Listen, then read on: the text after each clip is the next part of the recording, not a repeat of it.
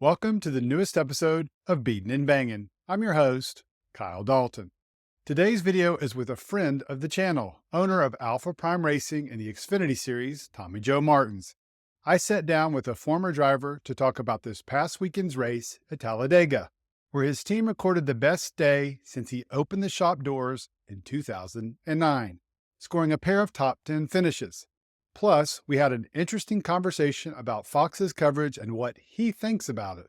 Let's just say Tommy Joe isn't someone who sugarcoats what's on his mind. I'd like to welcome back to the channel, Tommy Joe Martins. Thanks, Tommy Joe. Appreciate you joining us.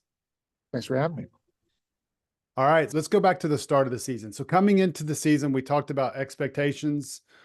Walk me through kind of the first few races of the season. I know, just looking at the numbers, Ryan's got one top 20, Brennan's got 6 plus the top 5, and then we've got Caesar with the top 10 this past weekend. So kind of just walk me through expectations coming into the season and where we are right now. I think expectations were pretty modest because we understood the strength of the field was going to be higher than it's been. And I think in the history of the Xfinity Series, I mean, I think it's as deep as it's ever been. Especially since they've limited, Cup driver involvement quite a bit. You look back when Mike Carl Edwards was running a full season while also running the Cup Series, and there was a lot of that going on. But really, that's kind of a lot of that stopped. So now the field is as deep as it's ever been in a long time. And for our team, the more like top level teams there are in the series, the tougher it is to get those finishes that you're talking about. So I think we were pretty realistic with our expectations this year. We knew the top 20s would be great finishes for us. Those would be good days. I have been pleasantly surprised by the speed that we've shown at a lot of different racetracks, short tracks like at Phoenix, running inside the top 15 on speed. Martinsville having a great run. The intermediates, we've been okay. I think our program has definitely improved from where it was last year. And that's credit to the guys down there on the floor doing a great job building these race cars. And then, the speedways, what's funny about it is that I feel like that's kind of been the weakest part of our program. And then we almost win a speedway race. So that's just a credit to our drivers doing a great job putting themselves in position at the end of one of those things and having a chance to really steal one. Yeah, I talked to Ryan after Daytona, and it was an interesting conversation talking about, how he was in front of the pack and on camera a lot, but he talked about how it was so important, and you preached it. And the goal was always in those kind of races to make it to the end, because that's just important. You can't be in it, can't win it if you're not in it. So let's go back to this last weekend and Saturday. You have all 3 cars at the end of the race. And we know at Talladega and any super speedway, it's going to get crazy, and it got crazy. So that final, 2 to go, we have the incident with Austin. So now we're going into overtime. And I'm just curious, by looking at the numbers, you guys, it's showed that y'all had around 40 laps since your last pit stop. So on that first overtime, kind of give me your thoughts of, okay, where are we on fuel for the cars? Yeah, I talk to the crew chiefs all the time on Channel 2. I'm in pretty good communication. I was on top of the 45s pit box. I was sitting there with Derek Peoples, who's been a car chief for us the last couple of years at Alpha Prime, and now has kind of stepped into that reserve crew chief role and pops in for our 3rd car. So I was sitting up there with him. We had kind of looked at the numbers. We knew that we were pretty good with the 45, and I was talking to Keith Wolf on the 43 and Frank Kerr on the 44, and they were both confident that they were fine. And to have 3 cars in the top 7, for the final restart, to me is like, I don't care if you thought you were close or not, you're not going to pit. I mean, you have a chance to win the race. That was as close as we're going to be probably for a long time there at the end of a race, with a chance to have that many team cars, together at a place where we can really help each other more than any other place. So the 43, we found out, I mean, it still had some gas in it. It was just a fuel pickup issue, which a few other teams ran into. We've heard the 48 ran out of gas with a few gallons left in the tank, and so did the 8 car. So we weren't the only ones there. It's such a bummer for Ryan because he's in position to get his first top 10 and he's the one that kind of winds up with the car stumbling and kind of falling out of the way. So it just really stinks. It's such a bummer. But I think everybody did their job correctly up to that point. And I try to tell these guys all the time, we can't be results oriented in this stuff, right? We have to be process oriented. We have to be in control of what we can control. There's so many unknowns at a speedway where we have no idea how this is going to play out. We could have had all three cars wiped out right across the line. You look at Joey Gase, and he winds up getting spun and wrecked from running third, literally coming out of the tri-oval. So you don't know how that's going to go. You just know, did we get ourselves in position to have a great day? Did our drivers execute up to that point? And I felt like ours obviously did a terrific job, and I felt like our teams did a really nice job with strategy and being patient. You have to be so patient at these races. It's so easy to get in a hurry, but 2 laps at Talladega is a long way. Just 2 laps, much less 20. So when we're riding back there in 30th or 28th, with 20 to go, there is a natural instinct to be like, we got to go. And Right. you have to just remind everybody, look, we still got a long way to go in this thing. We have no idea what's going to happen here. So it's a strategy that we've implemented on these types of tracks now. Personally, it's something that I did for Martin's Motorsports when I was driving. It was a little bit out of necessity because we couldn't really afford to take big risks on wrecking a lot of cars. But when you put yourself in position at the end of these races, even as a smaller team, like, we're going to take the risk because we feel like that is a banner day, a career day. Right. It's an opportunity for a win. And I mean, why else are we in this? You mentioned Ryan Ellis and the possible top 10. So when you see his car stumble, and I didn't know for sure what had happened, what goes through your mind as the owner? Because he talked about it with me after Daytona about how he finished 11th. He just wants that top 10. He wants that top 10. And he's once again in position to get that top 10. And then of the 3 cars, he's the one that, as you said, the fuel pickup. So what goes through your mind as the owner, knowing that this guy is really committed and he's really trying to just get that top 10 and he comes up short yet again? I mean, my heart broke for him. I wound up crying after the race. I was back in the hauler with Ryan while the other 2 teams were on pit road celebrating. And that's not me, like some bleeding heart or anything like that. It was just literally, Ryan's my friend, and before he's our race car driver, he's my friend. So I've been in that position a lot, where you feel like you have put everything into it and you feel like you have done everything right, and you've had speed, or you put yourself in the right spot, and it just didn't work out. I mean, that happened to me a dozen times at the end of these races where I got wrecked or something happened or somebody wrecked in front of me. I've had guys miss shifts on restarts. I mean, I've had a lot of stuff happen, and it felt like that my pursuit of getting a top 10, just kind of kept getting kicked down the road. And it was like, well, maybe it's just not going to happen. And that's really where that cigar thing came from. Right. For me, was I put these cigars on the hauler, and I basically just said, look, we're going to get a top 10 this year. And when we do, we're going to smoke cigars. And, about 5 or 6 chances later, we wound up actually being able to do it. And I feel like that's kind of where Ryan's at right now. Right. So he's doing the necessary things, and I'm trying to encourage him. But I'd really like to see him break through there, because I think for his own confidence, it would be just such a boost. I told him after the race, like, getting a top 10 or not getting a top 10, it didn't change who you are as a driver, right? That's what I realized when I got mine. Right. It didn't change anything about who I was, right? So when you run a bad qualifying lap, the team doesn't go, it's okay, guys, he's a top 10, he's gotten a top 10, he's going to get, it's like nothing about how anybody perceives you is going to change. Right. And we all think that you're doing a really good job. So we just want you to keep your head down and be encouraged that that we're doing the things necessary to get good finishes, and eventually those are going to come. All right, now let's jump to the other 2 cars. So it looked like Caesar on the restart, he kind of just stayed in that bottom lane and just rode it all the way out to that 7th place finish. Whereas Brennan, it looked like he was kind of slicing and dicing and moving his way through the field. So, we talked about the emotion of Ryan and seeing him sputter on the restart. What is going through your mind when you see coming out of turn 4, I mean, the broadcast, they're talking about, I think it was Adam Alexander talking about where he's from. And it's like all this lead up to Brendan Poole. This could be redemption for him. What are you thinking as you see him come around turn 4 and it looks like he has a legitimate chance to win this race? I don't think it really hit me or our team that we would really have a chance to win the race until that moment. Um, I think for Brennan in the car, he thought that on the restart. I think in the car, he was like, I think I'm gonna have a chance at this thing.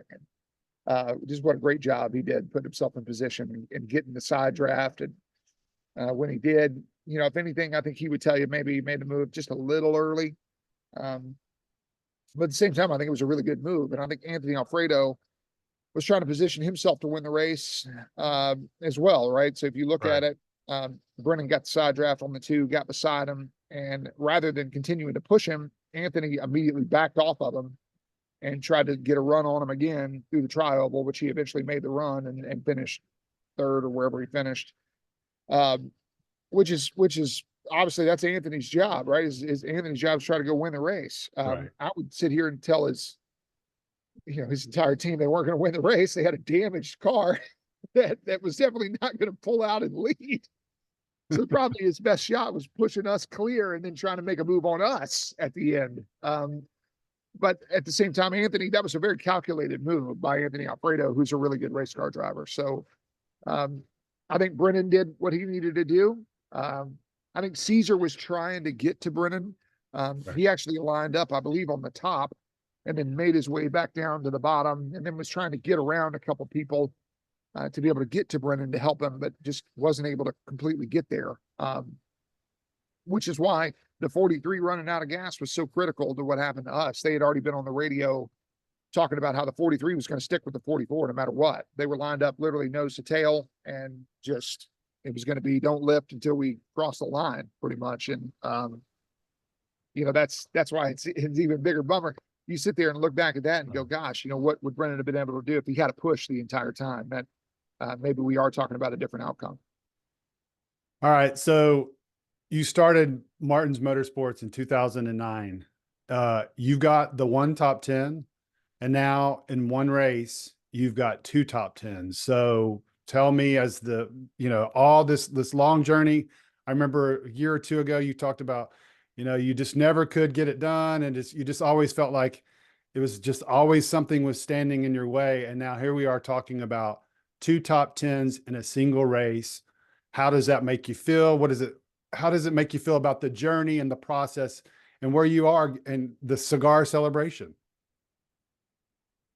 I mean, obviously it's an incredible moment. It's the best day in the history of our company. But I just know myself, I haven't ever been happy in any of this.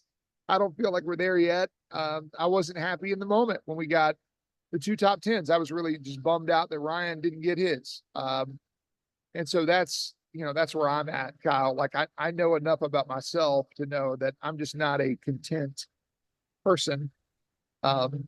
With especially professionally with what we're doing as a race team. I always want more out of it, and I feel like we are capable of more. So I'm very proud. I'm very proud of all the people involved in making this happen, and I'm really happy for them. Like it's not me doing this. It's our teams, it's our drivers, it's our spotters, it's the people on pit road, it's all the people that support us. Our sponsors, it's all of them that really make this thing happen. Am I sitting up here directing traffic like an air traffic controller? Yeah, I am, but I'm just proud. I'm proud for them. So that's their moment.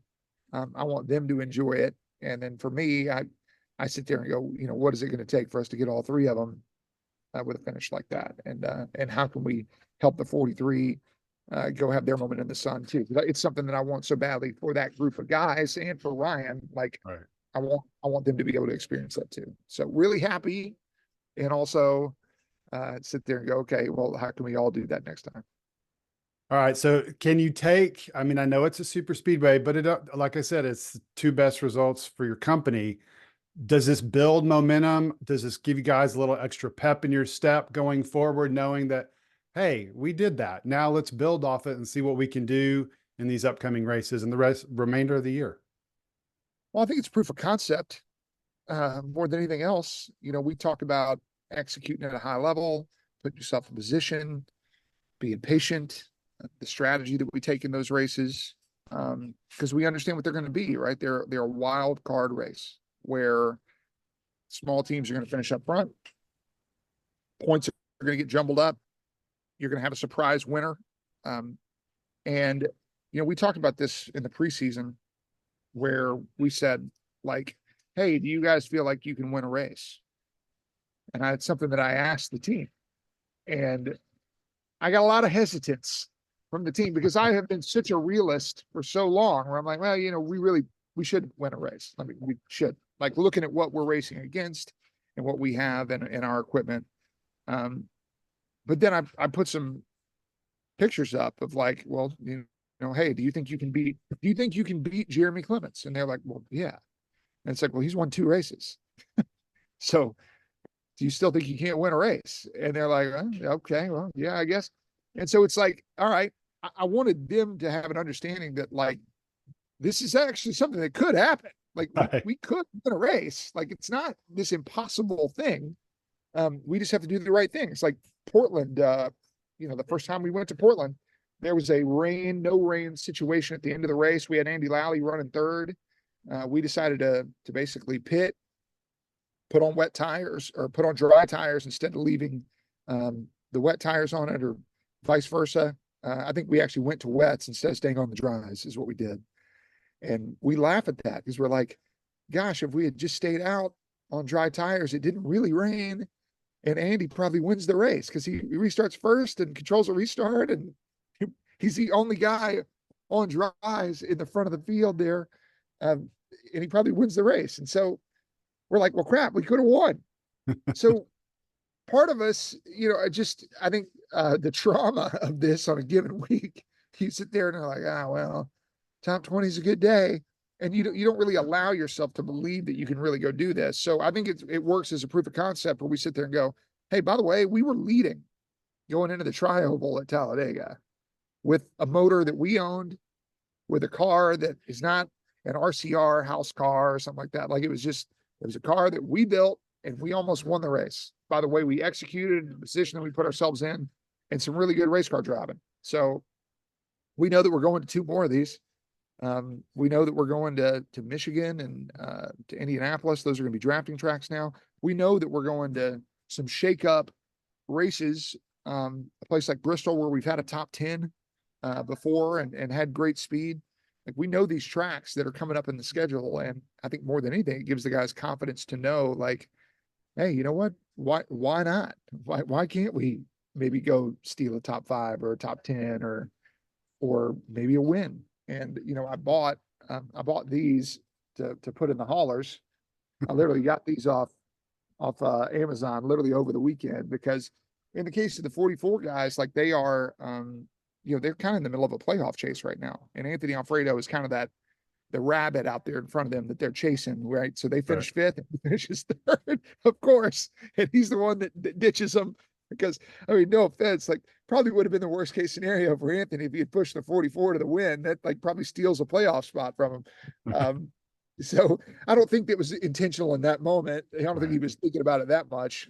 He'd be a lot smarter than me if he was thinking that much in that moment. But I know that's what they're focused on. I mean, honestly, that team down there really believes that, like, hey, we could keep being consistent. They haven't finished lower than 21st this year, knock on wood. And they understand that consistency over the course of time is going to be the thing that really punches their ticket. So building solid race cars that don't fall apart, no mechanical issues, having a really good race car driver like Brennan Poole, and building some speed in some cars and executing at these races. Like, you're just going to look up and go, you know what, man, we finished 14th in points. Holy cow, what a year.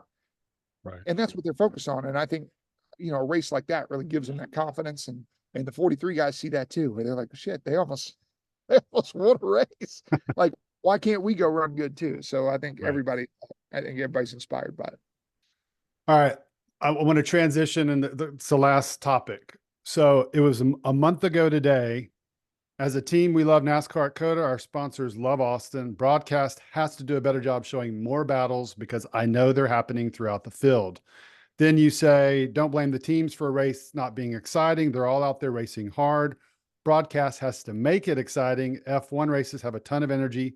Thanks to the broadcast team, feels like often we're lacking with that, regardless of track type. So I have been the one who's been Fox's biggest critic, and it's so frustrating because I feel like the sport has a ton of momentum off of the docuseries on Netflix, Full Speed, and I feel like people are tuning in, they're excited about it. And there are some really good racing, not just at Coda, but throughout, like you said, on any track type. And it's not limited to Xfinity, it's all across the 3 series. And we miss so much of the action. So you obviously had some thoughts on it. I would just like to get your thoughts talking about it. And do you see a solution? I mean, is it worse now than it's been? I'm just kind of curious because we've talked about this in the past. Your thoughts on that topic? Yeah, I mean, we got to control the things we can control, right? Obviously it's a little above my pay grade. Start talking about television rights and all this kind of stuff. It is something that I have spoken about. It's something that I have looked into as a business owner, Right. as a stakeholder in the sport, as NASCAR would call me, and having 3 cars that are out here running in the Xfinity field. So really, I'd like to stay more in my lane with that, Kyle. Like, the Cup thing is what everybody talks about, right? Everybody Right. talks about the Cup series. I care about the Xfinity series because I'm involved with it.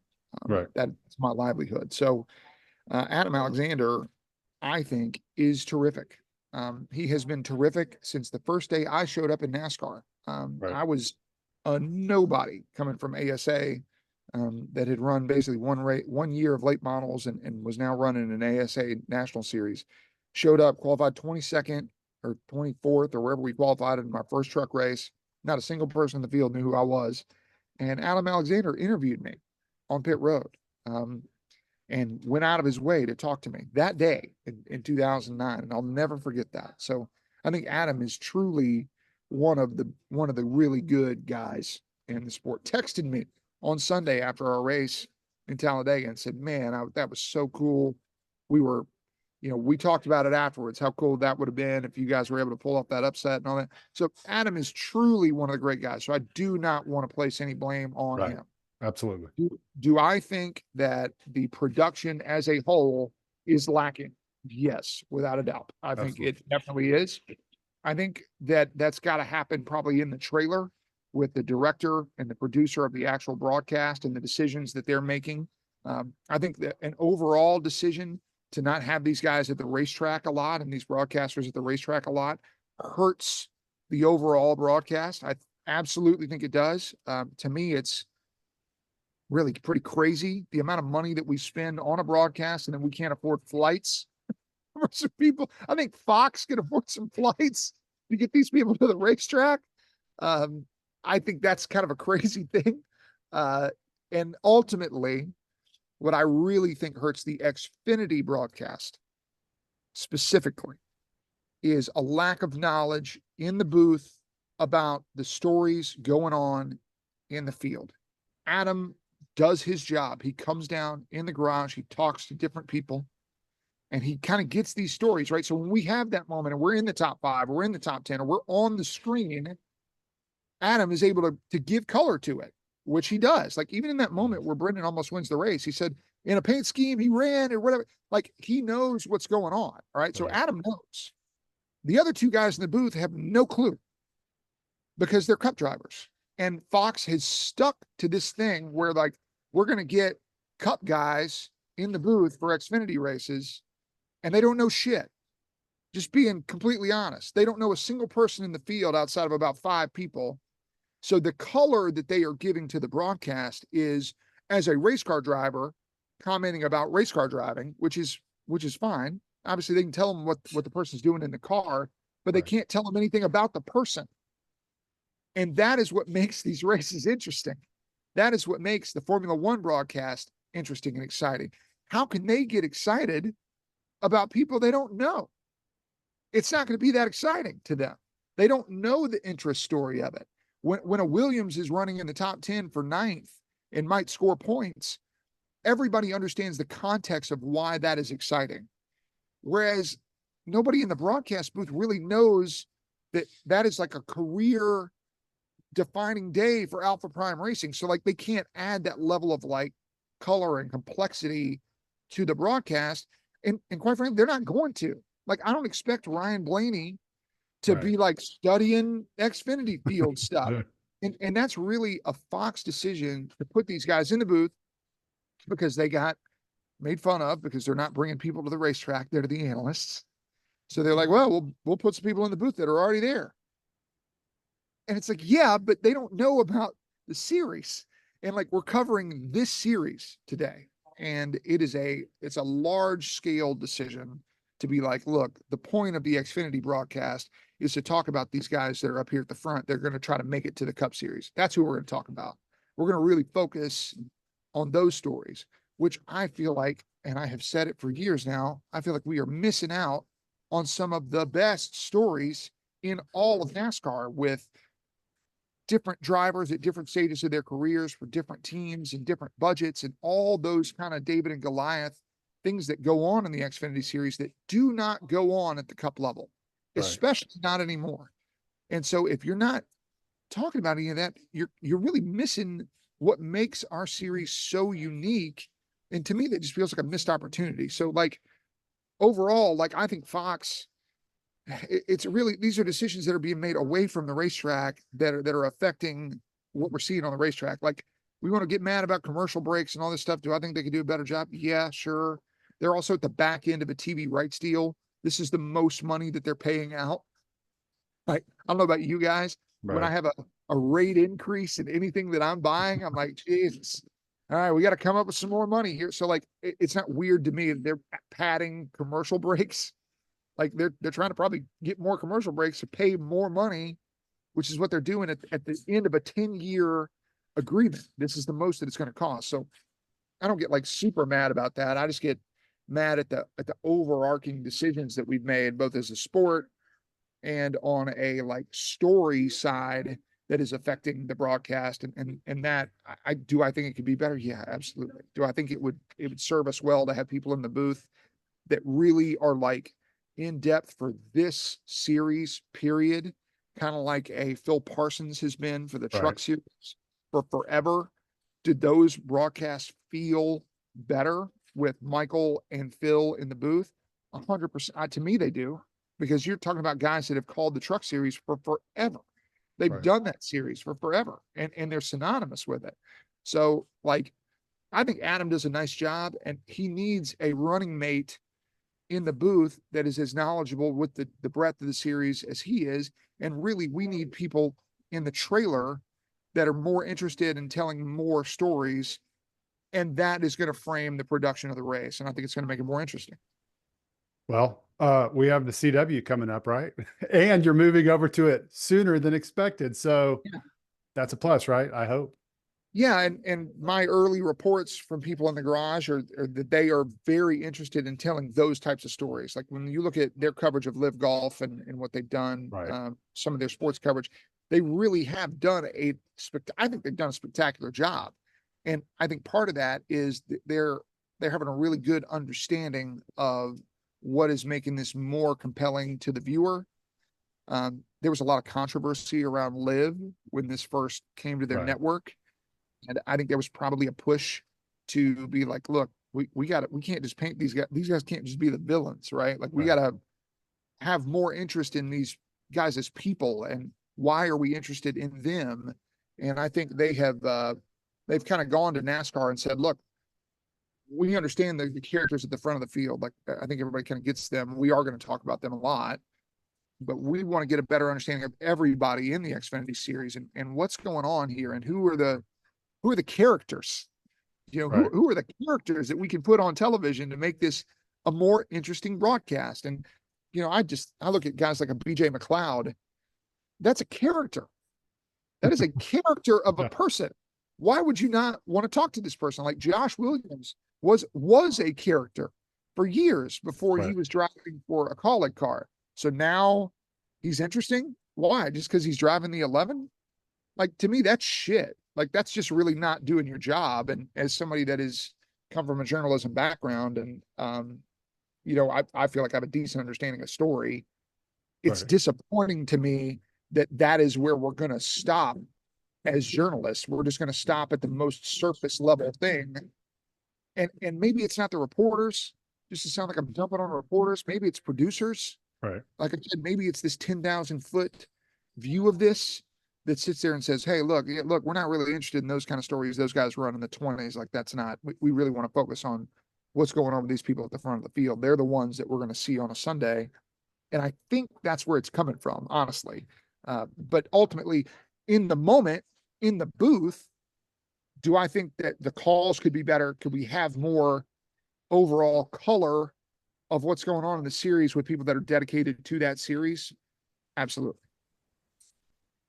I always count on you giving me some good comments and just general understanding of the topic, because that's why I wanted to talk to you, because I know your journalism background, and I think we're all in this together. We all want the sport to succeed, and the way it's going to continue to grow and bring in new fans is through the broadcast. And so I appreciate your feedback and your comments on it, because to me, quite frankly, it's enlightening. So again, Bud, I really appreciate you joining me. Congratulations on the 2 top 10s this past weekend at Talladega. Hopefully we'll be talking here soon about some more top 10s and maybe a top 5 or a win. Yeah, well, I appreciate you having me on, man. And hopefully soon. We said we're going to put a banner in the shop every time we get a top 10. Uh, Everybody kind of laughed at that. They're like, oh, you're hanging a banner for a top 10. I'm like, well, it's a win for us. And Right. then it's like, well, it actually almost was just a win. So you couldn't have made fun of that. So I'm just really proud of my team and where we're headed. So thanks for having me on. As well you should. Thanks, buddy. Take care.